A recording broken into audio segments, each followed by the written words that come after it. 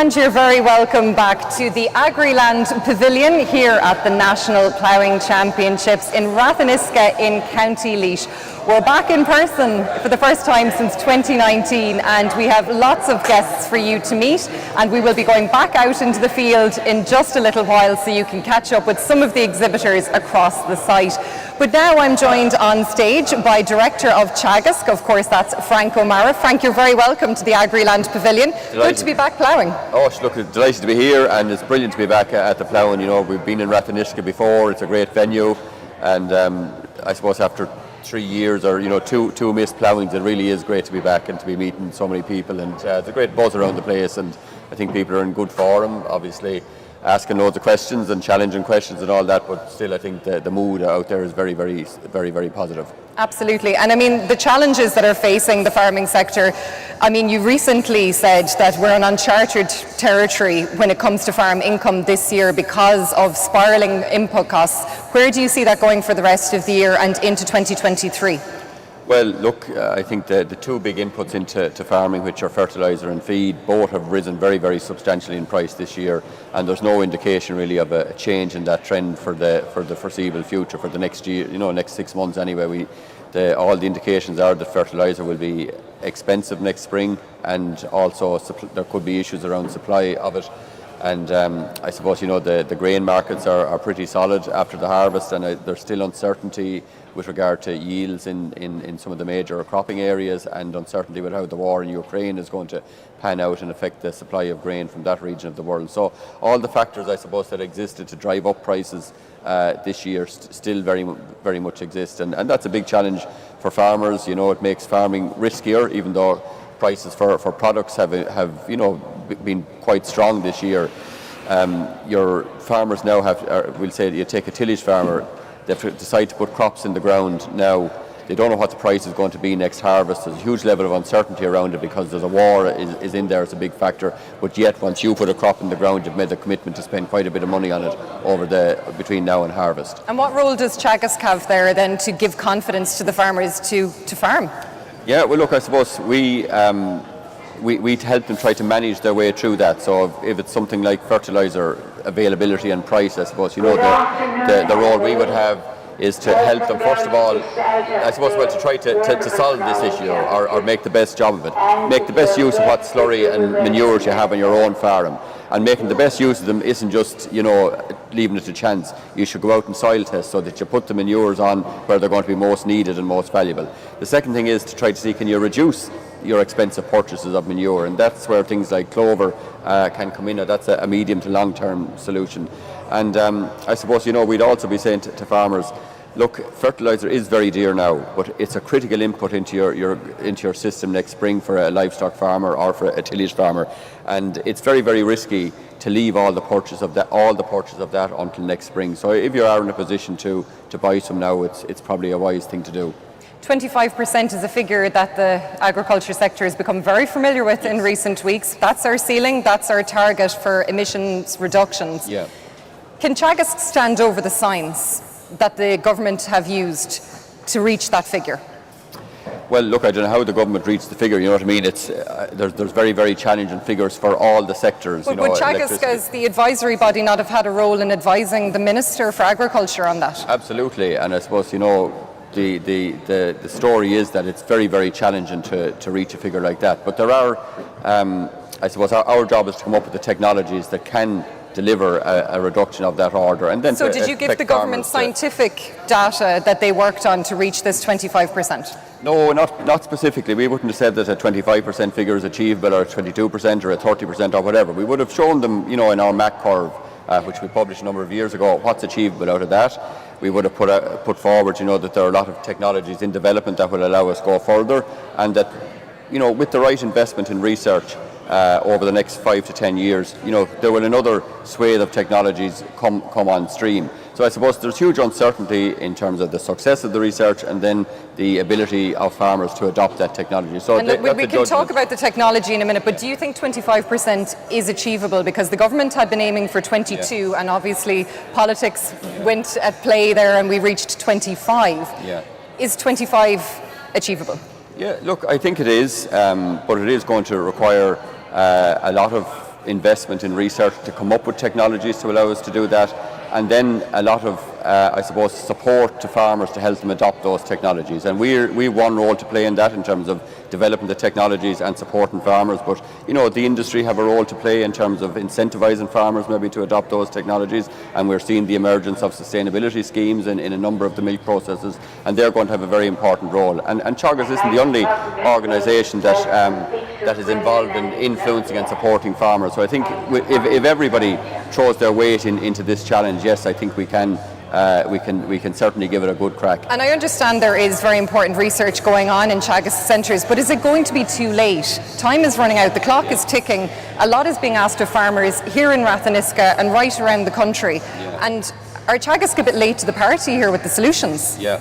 Look, just in terms of the research, there are a number of things that farmers can do right here and now, and I suppose that's what we're focused very much on them now. And they're things like your protected urea, your switch to clover, your low emission slurry spreading, continuing to improve the breeding quality of your stock. And that's, I suppose, that's the first focus.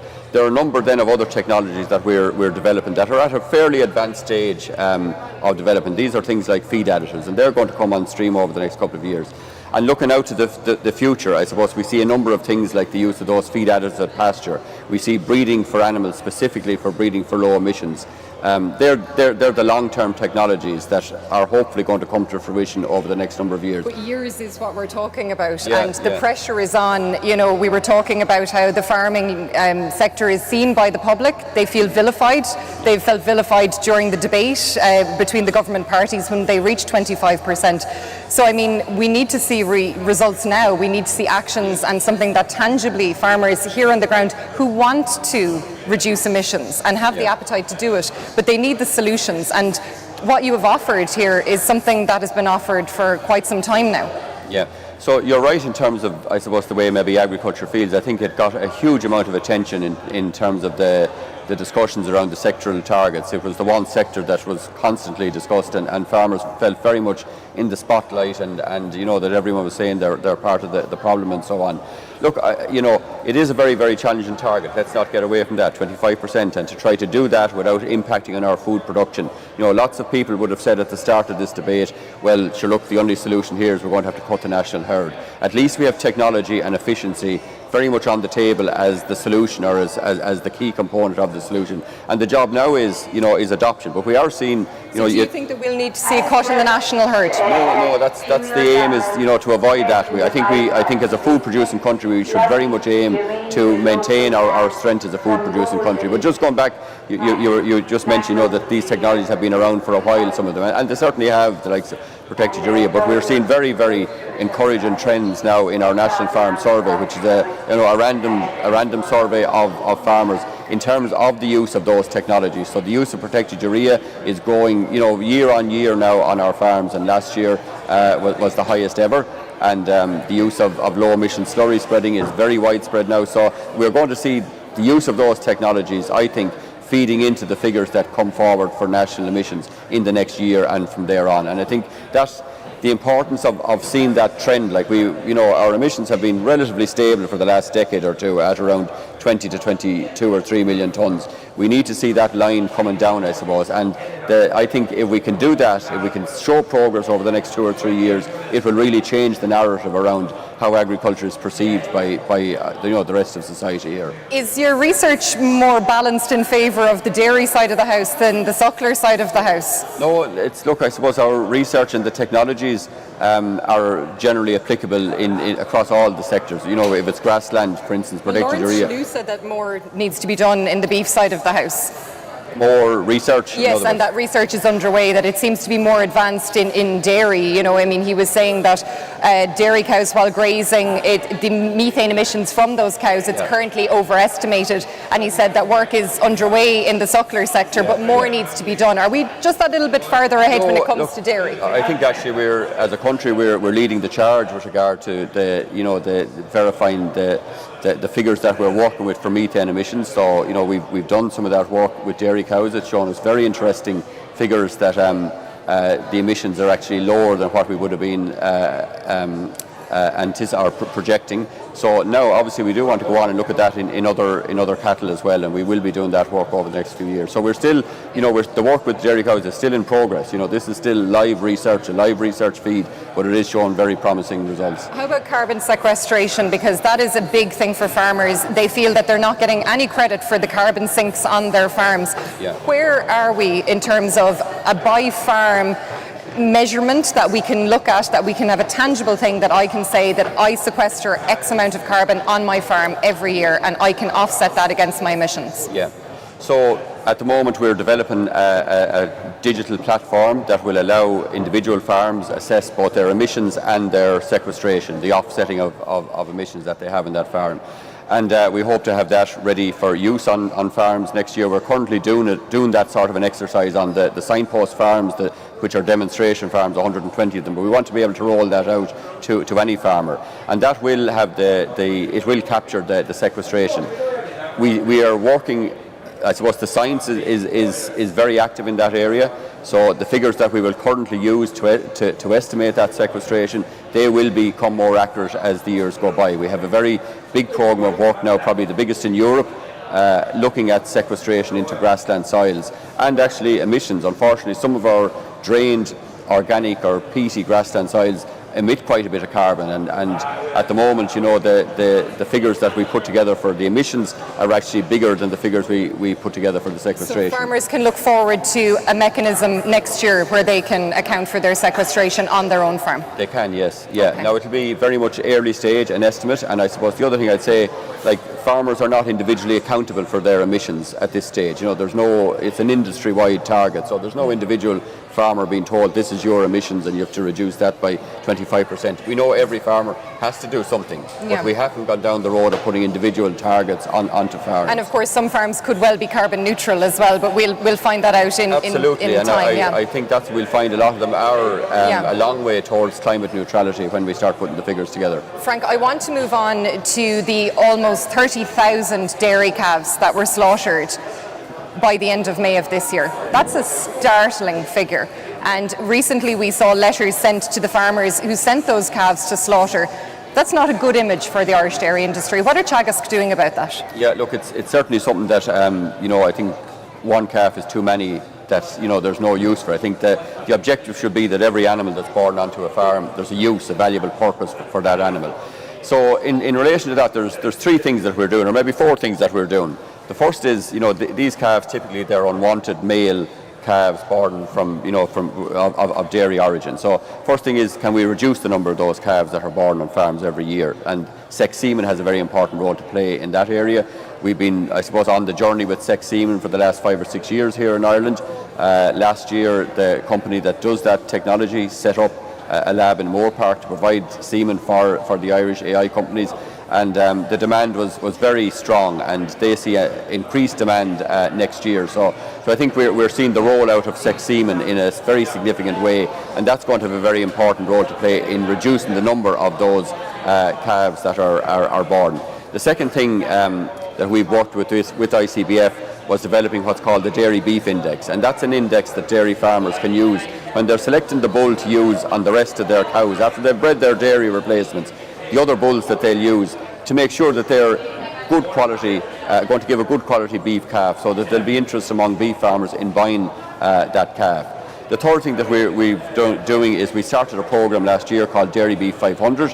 It's a big advisory program supported by the meat industry. It's part of our signpost program, and in that we have over 10 demonstration farms around the country, and there we obviously use those farms to show other farms the technologies that are important in setting up a good and profitable dairy beef enterprise. And the last thing that we do, it's in collaboration with Animal Health Ireland, and this is for every calf, whether it's a female calf or a male calf, just a good standard of calf rearing and calf husbandry on farms is very important. So we run calf care events with Animal Health Ireland every year. Can Teagasc take some responsibility for what we're seeing out there in dairy farms, though, in terms of the breeding advice that was given by the organisation for many, many years? And we see now, obviously, when it comes to Jersey breeding, the pushing of sex semen is a very, very strong message from Teagasc. But obviously that dairy influence, we're seeing these unwanted calves at the far side. It's obviously driving up milk quality, and it's the bottom line for dairy farmers. But we have unwanted calves. And can Teagasc take responsibility for what it was famously said that the dairy calf was never thought about in all of this. I'll come back to that in a minute. But look, I don't think we have to take responsibility for that. We've always said, look, it is possible to go... Why not as the advisory service? Well, I'll tell you that, because I think our message has always been, yes, as a dairy farmer, you obviously want to breed a cow that's going to give you a good return in milk. But we've always said you can do that while at the same time ensuring that calf has a value for beef production, whether it's a Frisian bull calf or a crossbred calf. And that's the way we have always, I suppose, approached it. And we've said for many years, if you're breeding Jersey cows, you should use sex semen, because the male Jersey calves are the ones in more recent years, to be fair, Frank. Well, several of the most recent years. We've been given that advice. I'm not quite sure what year we started, but it's not just yesterday or last year or the year before. So look, I think it's an issue. The industry and ourselves as one of the players in the industry, we certainly have to address and try to eliminate that practice. Yeah, absolutely, because otherwise it's a real pitfall for the dairy industry here in Ireland. Otherwise, I think the dairy industry rightly presents itself as an industry that produces a very high quality product. And I think for any industry that does that, you can't have part of your industry which has a substandard or an unwanted product. It does diminish the whole brand. So dairy farmers, I think, are very conscious of that there's a potential to damage the brand of the industry as a whole, and this is an issue that has to be and hopefully the change will come from within the sector itself, that this will become just not acceptable within the industry. 30,000 calves is a very, very high number. Frank, I'm going to let you go very shortly. Just one last question, I suppose. The young farmer placements on the Green Cert, there was a review being carried out on that. There was concerns raised about how that placement was being carried out. It's probably been a very long time since it was looked at. Where do we stand now on that review? So just to put it in context, like all the students that go through our agricultural colleges, would do 2 placements typically during their 2 years with us. And so we place thousands of students every year, and it's a really important part of our education program for those students. Is one of the things maybe that Teagasc is very strong with in its education, the whole practical and skills element. And by and large, those placements are very, very successful. And we've a large number of host farmers that provide a great service. Is there too many dairy host farmers? Would you like to see more diversity? We would, I suppose. But look, the big issue for us is that we are able to place students in the stream that they want. So have we enough placements for students that are doing beef or sheep or whatever? And by and large, we do have sufficient. We have a lot of demand for farmers for these students, as you can imagine. While the farmers put a lot into it, the farmers also, are obviously get a very valuable source of help during busy times. But generally the placements work really well, and it's actually, of all the modules that we teach our students, it's the module that the students consistently rate as the one that they like the most. Obviously, from time to time you have personality issues, or you have issues or whatever, and it's important that we deal with those effectively. And I suppose Are you confident that you do as an organisation? I do, yeah. But look, we have a new head of education now appointed, just coming up to a year, and one of the jobs that she's taken on is reviewing lots of the things that we're doing in our education program, and that included the placement period. And we've made some changes to it already. The payment relationship is between the host farmer and the student, but we do set a recommended rate, and that has increased substantially from 122 to over 200 euros a week. And any time over the 35 hours is, it should be paid at the standard work rate. We have reviewed our processes for both, I suppose, selecting our host farmers, for dealing with issues when they arise. And look, I think by and large it works really well, but you have to keep looking at things and seeing how you can improve them further. Okay, well, Frank O'Mara, Director of Teagasc, thank you so much for joining us here in the Agriland Pavilion. Now it's time to go back out onto the field to catch up with some of the action.